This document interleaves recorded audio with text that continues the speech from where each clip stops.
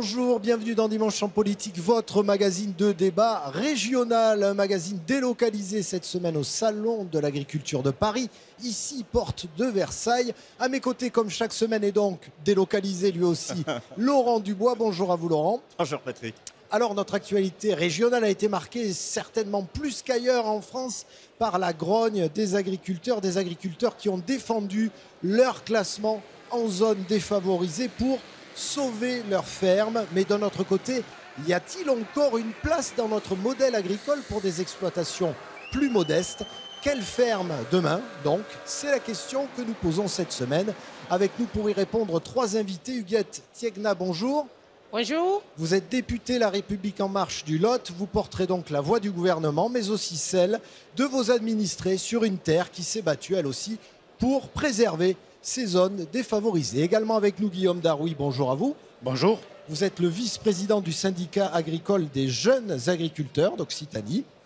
Des jeunes agriculteurs qui ont un slogan, des fermes et pas des firmes. Et vous, François Purseigle, vous avez coécrit De la ferme à la firme, le nouveau capitalisme agricole. Bonjour à vous. Bonjour.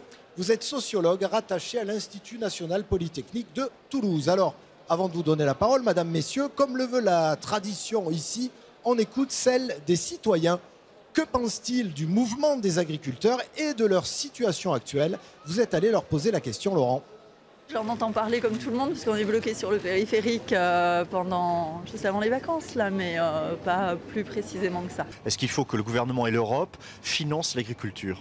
Oui, les aides européennes, tous les corps de métier aimeraient bien pouvoir obtenir des aides. De toute façon, à un moment ou à un autre, il faut un peu d'autonomie. Les gens doivent vivre de leur travail et non pas d'aide, parce que les aides, c'est toujours faussé et c'est parfois un peu arbitraire. Aider les agriculteurs, très certainement, après ceux qui produisent dans des conditions qui soient saines, une alimentation saine. Est-ce que vous serez prête à payer un peu plus cher votre lait ou la viande pour aider les agriculteurs?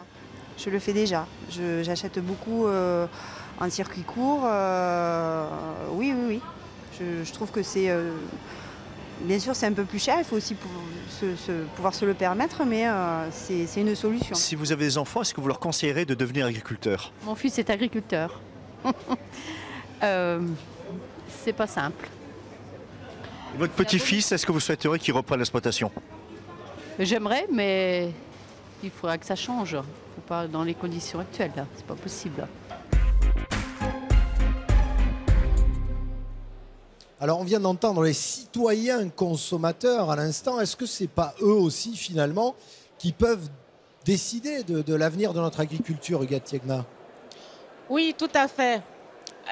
D'abord, concernant les zones défavorisées, il est vrai que la carte ICHN, ça fait des années qu'elle n'a pas été modifiée. Non, mais sur les agriculteurs eux-mêmes, oui. Le fait que l'on paye plus cher les produits, est-ce que c'est une solution pour maintenir en vie et aider à vivre les agriculteurs? Tout à fait, c'est une solution parce que quand nous avons fait les états généraux de l'alimentation, les consommateurs ont vraiment exprimé leur désir de manger sain, même s'ils doivent payer plus cher qu'ils le font habituellement. Et nous l'avons écouté, il y a des personnes qui le font déjà. Donc ça, c'est déjà un point. Guillaume Darouy, vous pensez que c'est aux consommateurs aussi, finalement, d'être un consommateur citoyen pour sauver notre agriculture, y compris les exploitations les plus en danger? Bien évidemment, c'est la base. C'est lui qui définit derrière qu'est-ce que vont être les filières. Donc quand un consommateur va faire un acte d'achat sur des produits dits intensifs, il ne va que favoriser la multiplication des exploitations agricoles. Oui, mais est-ce que c'est pas de l'aspirine pour soigner un cancer? Parce que c'est pas les consommateurs, il y a d'autres problèmes de fond par rapport à l'agriculture. C'est pas le fait de payer 10 centimes, 20 centimes, 30 centimes plus cher le pain, la viande, le lait qui va vraiment changer les choses, non? Je me pose quand même des questions. Quand on voit qu'il y a 30 ou 40 ans de ça, 70% du budget d'un foyer est attribué à l'alimentation, alors qu'aujourd'hui, c'est que 20%, qu'on préfère avoir un téléphone à 700 € dans la poche, une tablette.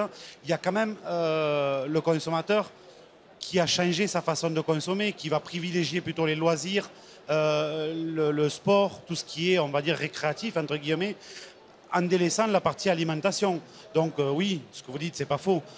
Mais il y a quand même cet acte d'achat qui a été impulsé par le marketing, par la communication, par certains industriels. C'est une réalité. Maintenant, il faut que ça change et que le consommateur, fin de compte, réapprenne à consommer et à se nourrir. Face à une agriculture, vous le dites, qui est de plus en plus quand même une agriculture de firme, hein, finalement. Est-ce que le consommateur peut encore avoir son mot à dire ? Pas forcément une agriculture qui est de plus en plus de firmes. Disons qu'on a un glissement, un effacement du modèle familial au profit, oui, de firmes de production dans certains secteurs, dans certaines filières. Mais c'est très juste de souligner le fait que le consommateur doit savoir, doit comprendre que la diversité des modèles, des formes d'agriculture a un prix. Oui, la coexistence... Oui, mais le consommateur il veut aussi et la qualité et le bas prix. C'est parfois schizophrénique, mais c'est comme ça. Est-ce que c'est possible ça ? Peut-être, mais ce qui est très juste dans votre remarque renvoie au fait que tout ne revient pas aux politiques, tout ne revient pas aux agriculteurs. Il va de soi que les consommateurs doivent à un moment donné aussi s'engager, s'ils le veulent, dans les sondages d'opinion. Ils réclament de la qualité, ils réclament de la diversité. Eh bien, cette diversité, cette qualité, elle a un prix. Alors on va revenir au mouvement, hein, à ce conflit agricole qui a secoué l'Occitanie, celui pour la défense des exploitations situées en zone défavorisée. Est-ce que si ces exploitations disparaissent, Guillaume Darrouy, ce sont des territoires entiers qui meurent ? Bien évidemment, je pense qu'il n'y a pas besoin d'avoir fait l'ENA pour voir que dans notre région Occitanie, qu'est-ce qui fait une partie de l'activité économique ? C'est l'agriculture et l'agroalimentaire. Je vous rappelle que c'est le premier employeur en Occitanie, l'agriculture et l'agroalimentaire. Donc, chaque exploitation qui disparaît, c'est entre 5 et 6 emplois derrière qui disparaissent. Là, je veux vous provoquer, mais est-ce que ce n'est pas normal que des exploitations disparaissent ? C'est la loi du marché, c'est la loi économique. C'est aussi un choix politique, hein. J'ai tendance à dire, nous, notre choix, il est clair. On veut vivre sur nos territoires, on veut animer nos territoires. Parce qu'au-delà de ça, l'agriculture, c'est pas juste produire pour se nourrir. C'est tout ce qui va à côté, c'est l'animation des territoires, c'est la vie des territoires. Donc, moi, je ne partage pas tout à fait ce point de vue, soyons clairs. Hein. Alors, le choix politique, justement, il est où, Huguette Tiegna, à travers cette réforme des cartes, de la carte des zones défavorisées, ces subventions qui risquent d'être supprimées, de faire mourir des exploitations? Votre choix politique, il est où, là? Alors moi, je pense qu'il faut d'abord féliciter le gouvernement d'avoir eu le courage de revoir cette carte UCHN. Il a fait sous la contrainte, parce qu'il y avait les pneus qui brûlaient. Non, pas forcément, parce que depuis le début du mandat, nous avons commencé par les États généraux. Nous nous sommes engagés pendant la campagne. Le président Emmanuel Macron s'est engagé à revoir l'agriculture pour que les agriculteurs puissent vivre de leur travail. Donc c'est un processus. Après les États généraux, nous sommes arrivés au renouvellement de la carte, parce que nous sommes aussi critiqués au niveau de l'Union européenne, mais au niveau de la Cour des comptes aussi. C'est la faute à l'Europe. C'est la faute à l'Europe. J'ai dit que nous sommes critiqués. L'Europe, il n'y a pas que la France, hein, il y a beaucoup de pays. Donc, il s'agit d'essayer d'harmoniser l'agriculture pour que chacun puisse trouver son compte. Au niveau du gouvernement, nous avons décidé de mettre quand même sur la table 5 milliards d'euros, soit 1 milliard pour les jeunes agriculteurs. Ce n'est pas rien. Maintenant, pour le renouvellement de la carte, des critères ont été définis pour que ces critères-là puissent être valables au niveau européen. Mais nous avons effectivement connu beaucoup de mouvements au niveau de l'Occitanie. Mais l'Occitanie a aussi été écoutée. Si je prends l'exemple du Lot, nous avons été plusieurs fois au ministère avec les syndicats. Vous êtes intervenu, vous, personnellement, pour fabriquer la carte. Et sur le terrain, je suis allée les voir aussi. Nous avons beaucoup parlé. Il s'avère qu'il y a des communes, effectivement, qui sont sorties. Et que si on analyse les faits, ils ont peut-être besoin d'aide par rapport à la nature de leur sol. Mais ça, ce sont aussi des choses qui vont être affinées, notamment la prise en compte de la continuité territoriale pour certains départements. Ces exploitations, qui sont souvent des exploitations de production simple, hein, et pas de transformation et de vente, elles se situent comment aujourd'hui par rapport à cette agriculture en évolution que vous définissez dans votre ouvrage, c'est-à-dire une agriculture où se forment de plus en plus de firmes de super exploitation? Disons que les exploitations que nous connaissons en Midi-Pyrénées sont souvent des exploitations de polyculture élevage qui trinquent. Et ce sont celles qui trinquent les premières, hein, d'une certaine manière. Ce sont des exploitations qui ont fait énormément d'efforts en matière de diversification, en matière de transformation.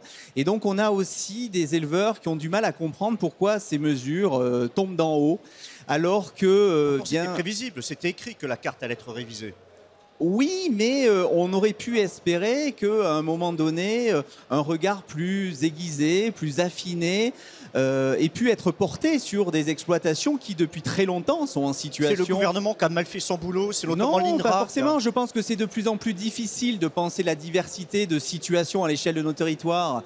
On voit bien qu'il est très difficile aujourd'hui de construire un projet pour l'agriculture et les agriculteurs qui sont de plus en plus divers, qui portent des logiques, des modes de vie de plus en plus variés. Et c'est de plus en plus indélicat, difficile pour des politiques publiques de prendre en charge cette pluralité de situations.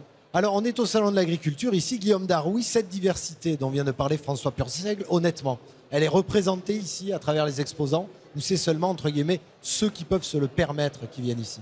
Non, je pense qu'elle est très bien représentée. On le voit quand on fait le tour, notamment du hall où on est. Enfin, vous allez avoir une diversité de produits, même si vous allez retrouver un jambon de Bayonne ou d'autres qui va être avec un goût différent, mais la diversité de produits est liée. Et cette diversité de produits, elle est bien donnée par des diversités d'exploitation. Donc c'est bien le fait d'avoir plusieurs exploitations et plusieurs petits modèles d'exploitation qui fait qu'aujourd'hui on peut avoir des différents produits et surtout des hommes avec une grande tâche derrière ces produits. Et nous, c'est ça qui nous tient à cœur, qu'il y ait des hommes et des femmes derrière les exploitations. Et non pas qu'une vitrine comme marketing. Non, bien évidemment que non. Pour faire du marketing, je pense qu'on n'est pas bon. Hein, parce qu'il y en a qui ont été meilleurs que nous, justement, en agroalimentaire. Et c'est peut-être ce qui, aujourd'hui, nous a fait tort.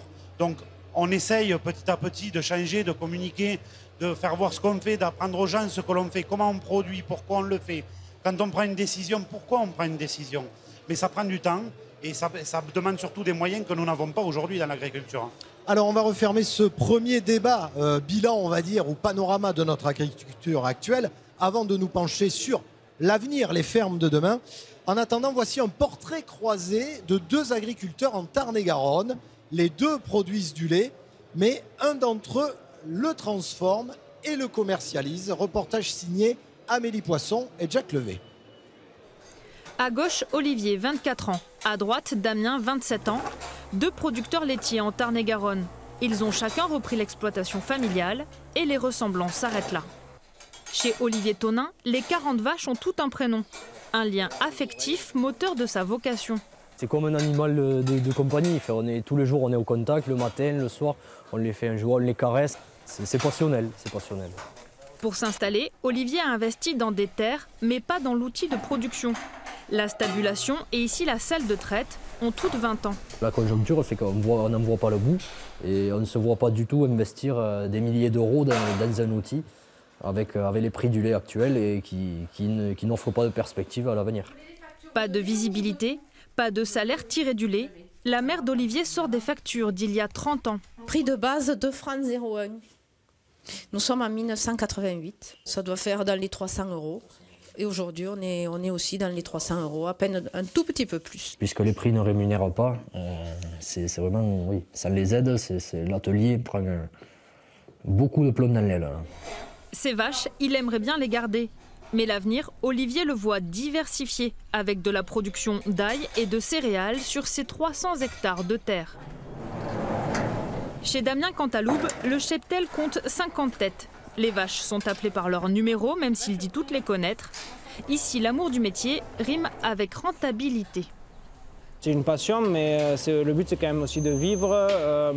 Je pense que la génération de mon père a été aussi un peu sacrifiée vis-à-vis de ça parce qu'on leur a demandé beaucoup de produire et on avait qu'une valorisation qui a cessé de baisser tous les ans.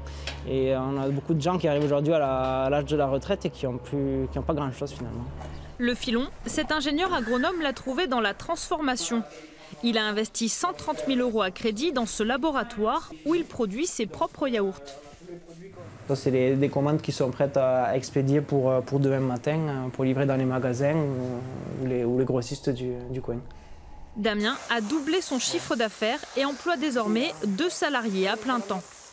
Surtout ce qu'on voulait et ce qu'on est on va dire en train d'arriver, c'est de ne pas dépendre de l'aide. Ça, c'est le plus important pour nous. Aujourd'hui, on n'est pas forcément, c'est Emmanuel Macron qui en parlait, on est quand même plus des entrepreneurs agricoles. Hein. Je veux dire, quand vous avez une entreprise avec pas loin de 500 000 € de chiffre d'affaires, oui, vous êtes obligé d'investir et d'emprunter.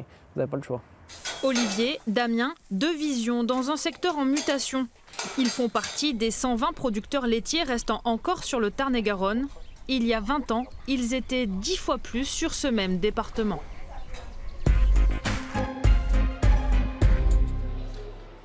Alors le paysan, producteur, transformateur, distributeur, c'est ça forcément l'avenir ou pas? Ben, ça peut être l'avenir. Maintenant, est-ce qu'on va être capable d'arriver à nourrir toute la population de cette façon-là? Je ne sais pas. J'espère que oui. Mais je pense quand même qu'il va y avoir des gros défis à relever, que ce soit en termes de distribution, que ce soit en termes de transformation.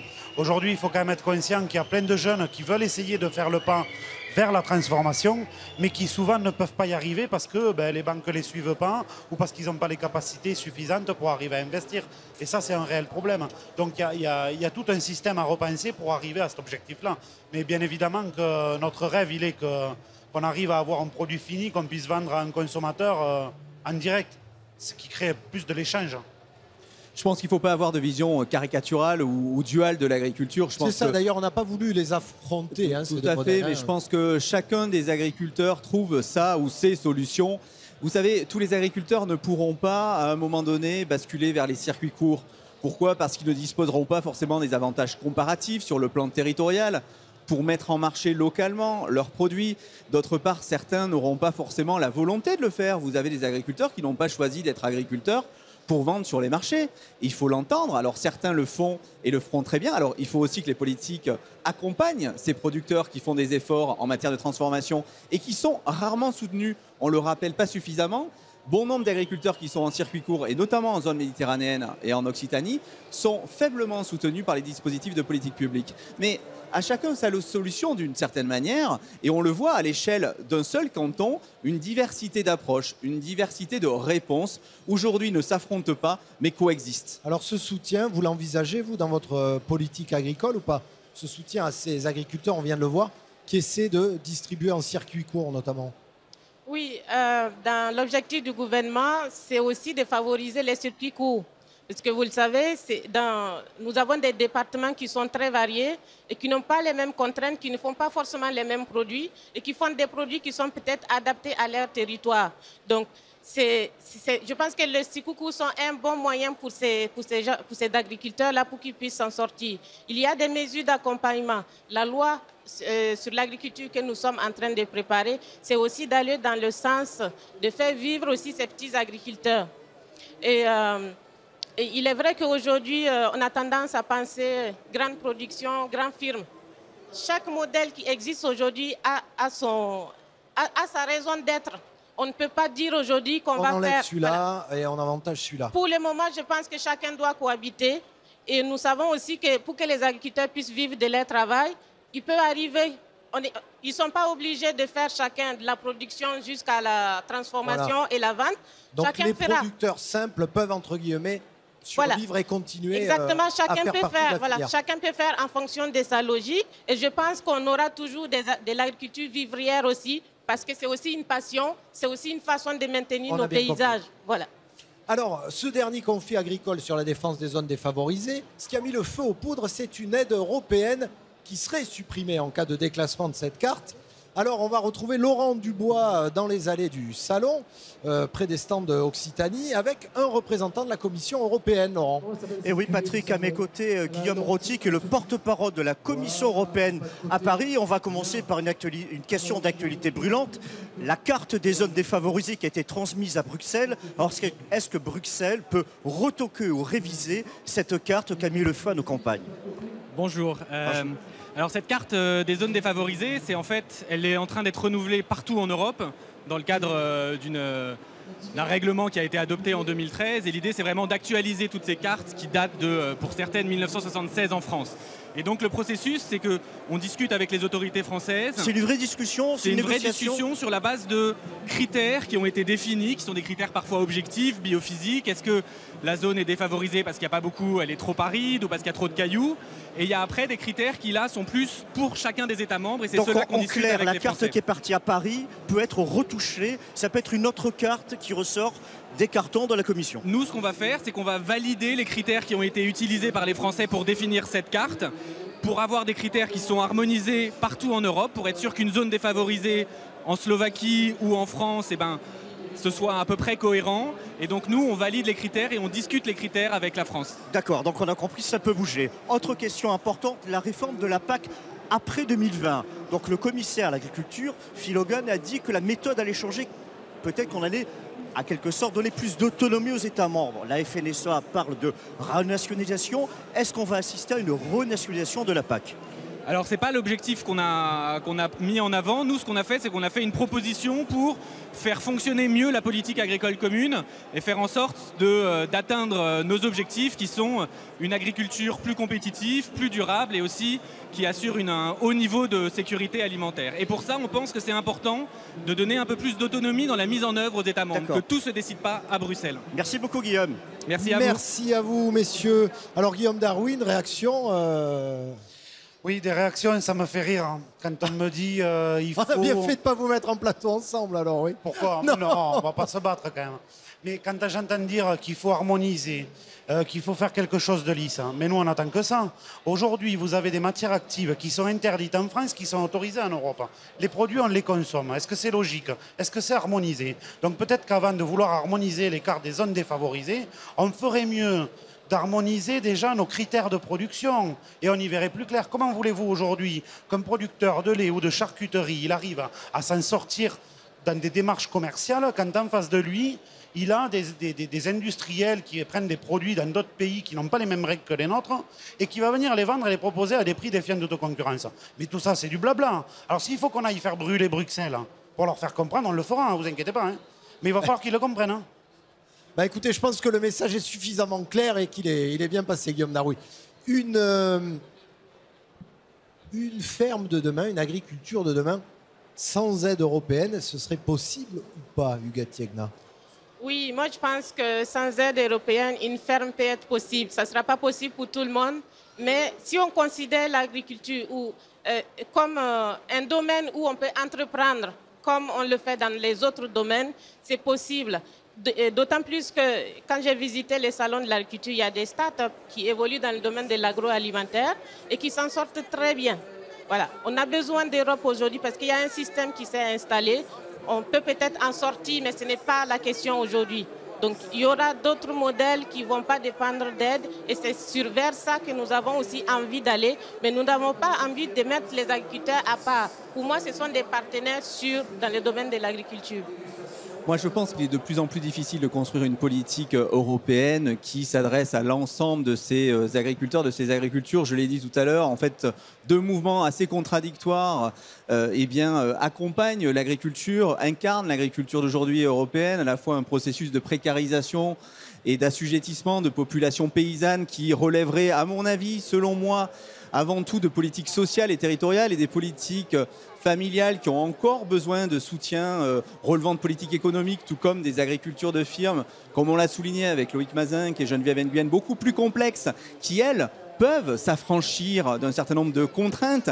Mais comment penser aujourd'hui, d'une certaine manière, une politique face à cette diversité? C'est là tout l'enjeu. Et on a pensé à un moment donné de l'histoire la politique agricole européenne parce que les agricultures étaient relativement homogènes. Elles relevaient de ce qu'on a pu appeler à un moment donné de l'histoire l'agriculture dite familiale. Mais on voit bien que cette agriculture familiale est de plus en plus déstabilisée, notamment en France, notamment chez nous en Occitanie, dans des zones de polyculture élevage, où les agriculteurs sont de plus en plus seuls. Je tiens à rappeler quand même que 30% des agricultures dites familiales dans notre pays relèvent d'un exercice très individualisé du métier. Et on a des situations d'isolement et de précarisation auxquelles il faut répondre. Et moi, je m'interroge sur la capacité d'une seule politique à pouvoir accompagner, d'une certaine manière, ces agriculteurs qui sont aujourd'hui dans une situation de malaise et de souffrance.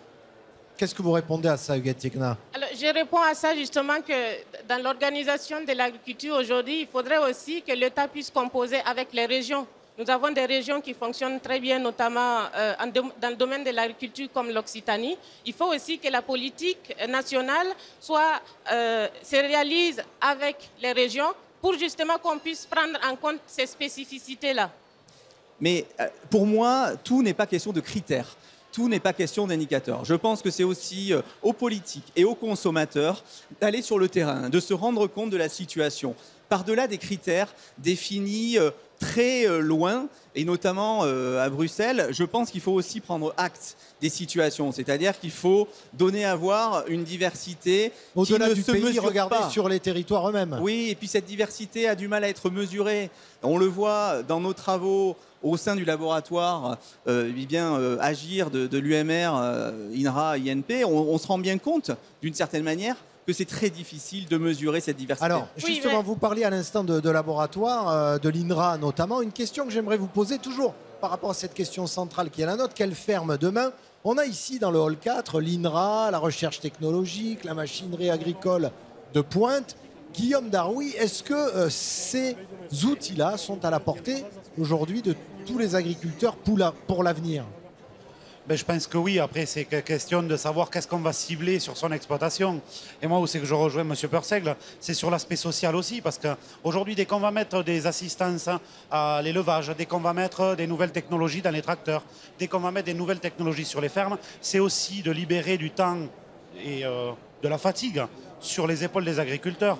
On a quand même un agriculteur qui se suicide tous les 2 jours, en travaillant 15 à 16 heures par jour. Donc la technologie, bien sûr, qu'elle peut être un outil qui peut aider les agriculteurs à avoir, on va dire, une viabilité de l'exploitation. Les soulager, leur donner des repères aussi. On l'a dit, dans cette situation, parfois on se sent seul. C'est ça, bien évidemment qu'on se sent seul. Et encore, on ne va pas se plaindre, dans le monde agricole, on a des syndicats, et on a des syndicats qui essayent quand même de défendre la profession, de s'écouter, parce qu'aujourd'hui, il ne faut pas croire, beaucoup de notre temps à discuter entre nous, c'est pour parler de problèmes qu'on a sociaux.